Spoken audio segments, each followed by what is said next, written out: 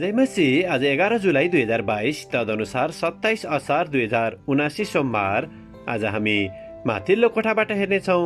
आजको शीर्षक छ डरदेखि शरण स्थान। आज हामी परमेश्वरको वचन भजन 56 को 1 देखि 3 सम्म पाठ गर्नेछौँ। हे परमेश्वर, म माथि कृपा गर्नुहोस्, किनकि मानिसहरूले मेरो अति खेदो गर्छन्। दिनभरि तिनीहरूले म माथि आक्रमण गर्छन्। मेरा निन्दकहरू दिनभरि नै मलाई खेदो गर्छन्। धेरैजना अहंकार साथ म माथि आक्रमण गर्छन्। आमेन। भजन 56 को 3 लाई लेखक यहाँ जोड दिनुहुन्छ। जुन बेला मलाई डर लाग्छ, म तपाईमा भरोसा राख्नेछु। आमेन। लेखक आफ्नो अनुभव र विचारलाई यहाँ यसरी प्रस्तुत गर्नुहुन्छ। टेलिभिजनमा भुमरी आउने समाचार आउने बित्तिकै मेरा खुट्टाहरू डरले काप्न थाले। यस्तो शक्तिशाली भुमरीबाट सुरक्षित हुने ममा कुनै यस्तो स्थान नै थिएन। एकदमै चिन्तित भएर म आफ्नो कोठाभित्र पसेर म आफ्नो घुँडा टेकेर प्रार्थना गर्न थाले। म रुँदै कराउँदै ती भुमरीले मलाई केही नहोस् भनी प्रभुसँग केन्द्रित भएर प्रार्थना गर्न थाले। केही समयपछि मेरो अस्थिर संसार शान्त हुन थाल्यो। धेरै वर्षसम्म मैले यो भयानक आँधीहुरीको डर चाहिँ बोक्दै हिँडेँ।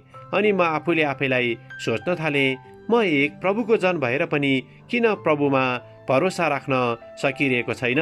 के मेरो भयले मेरो विश्वासको कमीलाई प्रकट गर्दैन र? तर डर वा भय त मानव जीवनमा एक भाग पनि हो नि।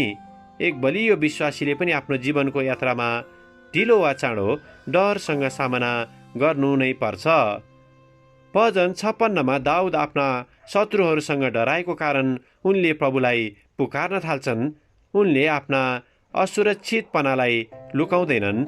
उनले आफ्नो सुरक्षाको निम्ति प्रभुको शरणमा पर्न शर्म पनि मान्दैनन्। उनले आफ्नो बसभन्दा माथिको युद्धसँग सामना गर्नु परेको कुरा स्वीकार गर्दछन्। भजन 56 ले हामीमा सधैँ शान्ति ल्याउने काम गर्दछ।